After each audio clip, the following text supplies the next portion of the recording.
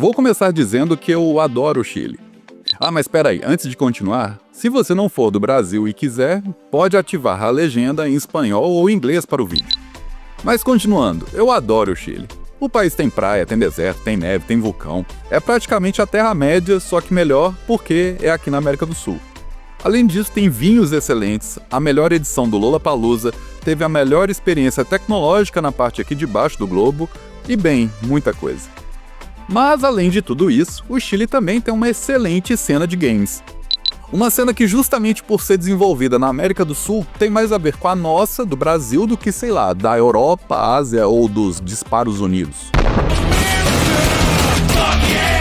Mas algo me diz que a gente ainda sabe pouco sobre essa cena. Então o vídeo de hoje é sobre o mercado chileno de jogos digitais. Um episódio onde eu vou misturar um pouco de dicas com história e, claro, possibilidades para quem quiser fazer esse intercâmbio Brasil-Chile através dos indie games. Afinal, o que mais tem aqui é indie e não AAA, não é mesmo? Mas antes de dar início, deixa eu me apresentar. Meu nome é Kelson Douglas, sou pesquisador de cultura digital e editor aqui do Minas Arcade, um canal que fala sobre indie games produzidos em lugares não tão óbvios do planeta, e às vezes também sobre mercado, cultura digital e maravilhas da América do Sul. Aproveite essa pausa para assinar o canal, clicar no sininho e não perder nenhum outro vídeo. A história da produção de games no Chile tem início na mesma época que a aqui do Brasil, logo no comecinho dos anos 80. Só que tem uma diferença entre os dois cenários. Se aqui no país o pontapé inicial foi com Aventuras na Selva, que depois virou Amazônia, desenvolvido por Renato Di Giovanni para a linha Sinclair ZX81, game relançado e emulado ao longo das décadas, no caso do Chile existe uma farta documentação sobre o primeiro game, mas nenhum material preservado. Por lá, quem deu o pontapé inicial foi Horácio Dottoni Rudolph, professor de estatísticas da Universidade de Chile. Horácio, que escrevia sob o pseudônimo de Donato Torreccio, que era um anagrama feito com seu verdadeiro nome. Era um sujeito que adorava puzzles e produziu livros sobre o tema e até palavras cruzadas para o jornal El Mercúrio. Foi ele que fez Professor Delta, o primeiro videogame chileno, que orbitava justamente nesse universo dos puzzles, sendo um arcade com perguntas e respostas. Bem no estilo daquele Perguntados, que não sei se você sabe, mas é um jogo argentino. Infelizmente, como Horácio morreu no dia 13 de abril de 1999 e não deixou nenhuma lembrança do game, o título virou uma lost media, ao contrário de outras obras do professor que podem ser encontradas na Biblioteca Nacional do Chile. O bom é que de lá dos anos 80 para cá, mais games foram produzidos na terra do Pablo Neruda e do Pedro Pascal. Inclusive games com cara e porte que poderiam se passar facilmente como AAAs, como Astral Rot e The Mound, Omen of Cthulhu, sendo esse último produzido pela Ace Team, uma das mais tradicionais empresas de games de Santiago. Bora conferir alguns dos trechos dos trailers desses games, lembrando que os dois saem por agora em 2026 e os links para você wishlistar na Steam estão aqui na descrição do vídeo.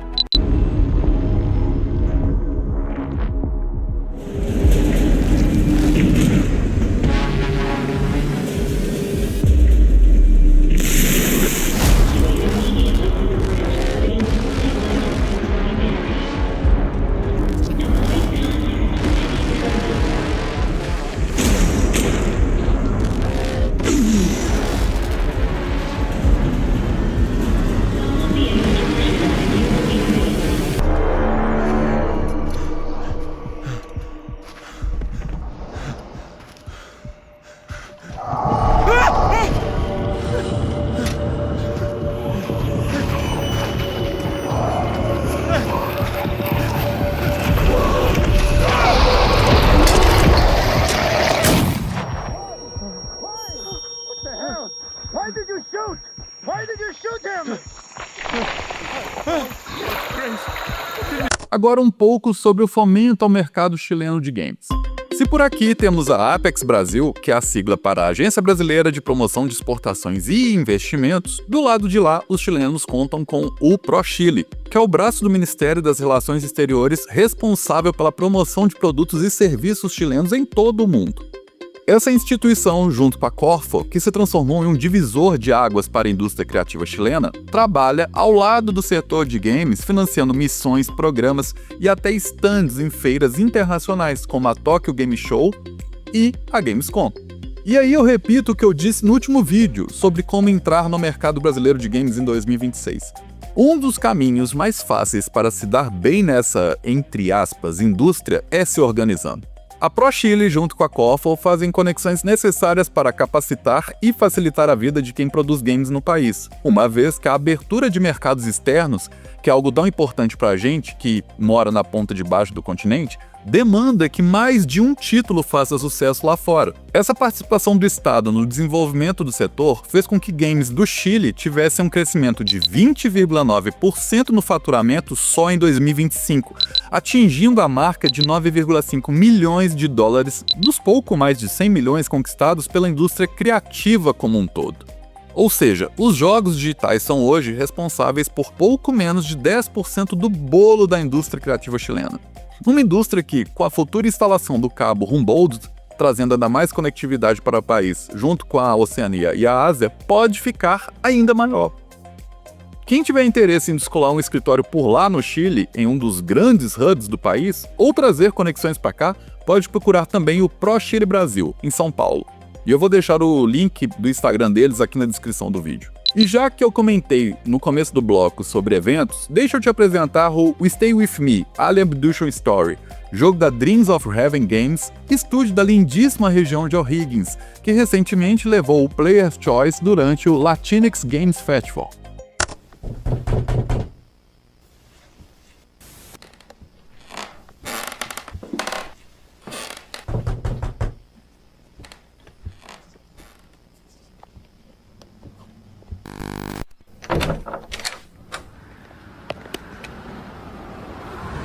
I don't see anyone.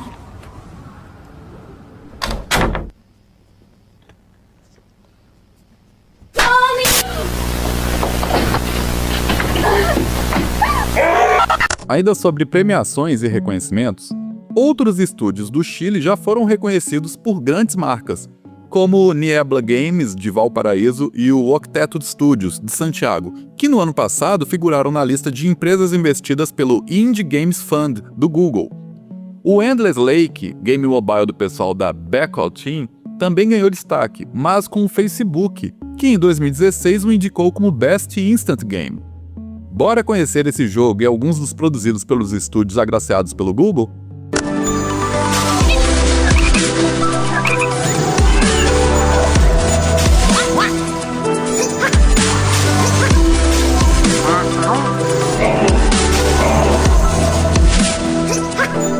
Unleash the power of your leader's decisions.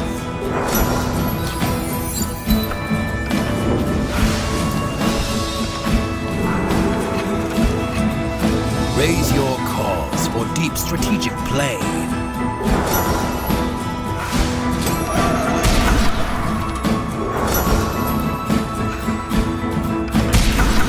Draft your way to victory in solo campaigns.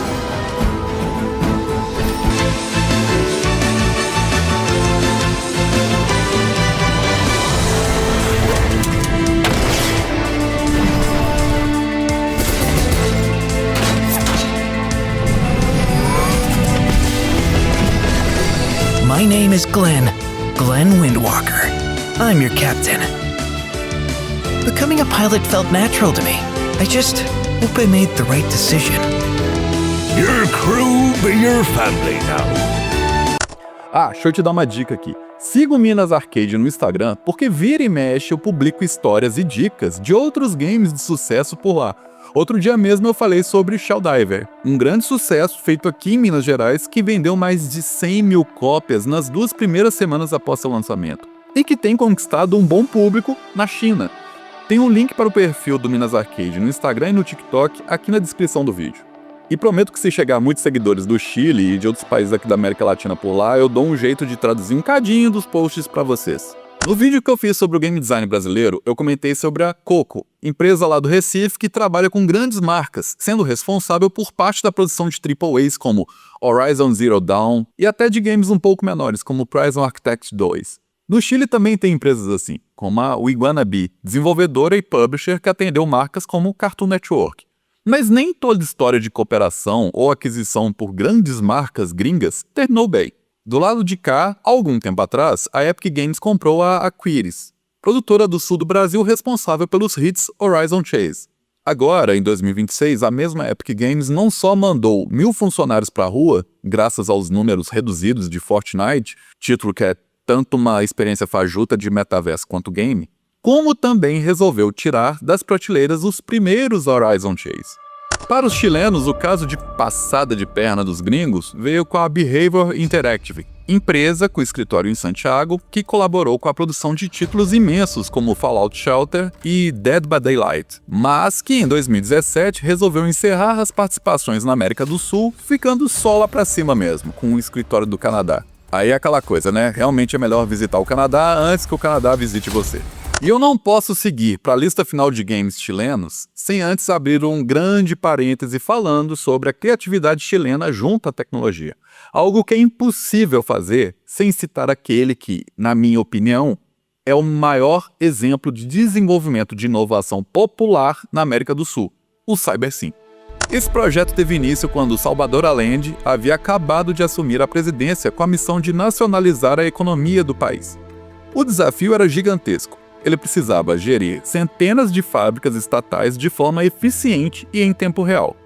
Foi então que Fernando Flores, um jovem engenheiro chileno, entrou em contato com o britânico Stafford Beer. Beer era uma das mentes mais brilhantes da cibernética gerencial. Juntos, eles deram vida ao CyberSim, ou 5 em espanhol. O CyberSim foi um sistema formado por uma rede de comunicação revolucionária, criada em uma época pré-internet. Como o Chile e o restante do mundo não tinha muitos computadores na época, eles usaram uma rede de máquinas de telex, já existentes para conectar as fábricas a um computador central em Santiago. Os dados da produção chegavam diariamente, permitindo que o governo antecipasse problemas e distribuísse recursos de forma dinâmica. O coração do projeto era a Ops Room, uma sala de operações hexagonal que parecia ter saído de algum filme de ficção científica. Nela, os tomadores de decisão sentavam em poltronas equipadas com botões e controles, observando gráficos projetados nas paredes. O CyberSim chegou a provar sua utilidade durante uma greve de caminhoneiros em 1972, ajudando a manter o fluxo de alimentos no país. Só que esse sonho de soberania tecnológica foi interrompido no 11 de setembro mais triste da história. E aí é claro que eu tô falando que é aquele de 1973, que foi quando o golpe militar liderado por Augusto Pinochet derrubou o governo Allende. Com isso, a sala de operações no CyberSim foi destruída pelos militares e o projeto foi cancelado imediatamente. Só restou o legado de uma utopia cibernética que tentou usar a tecnologia para o bem comum, décadas antes da internet se tornar popular em todo o mundo.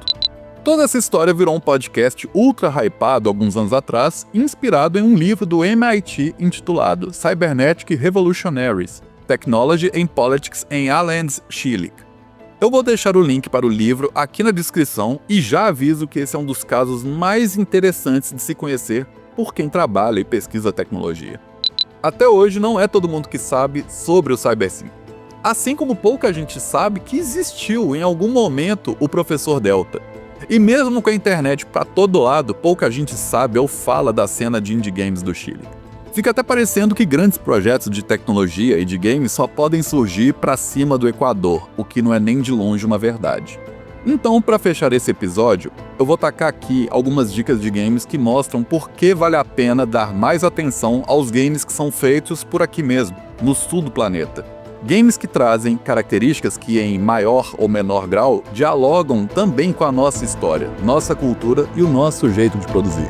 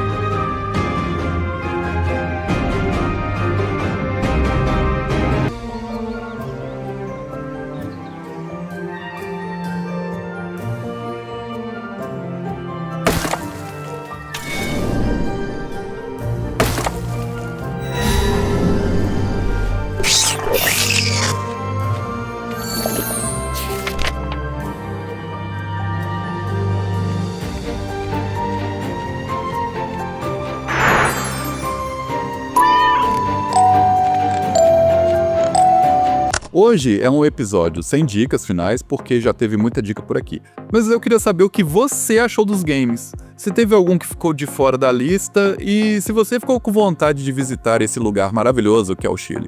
Quero ver mensagens de brasileiros e, por que não, de chilenos, hein? Mas agora, um grande abraço para você e até o próximo episódio.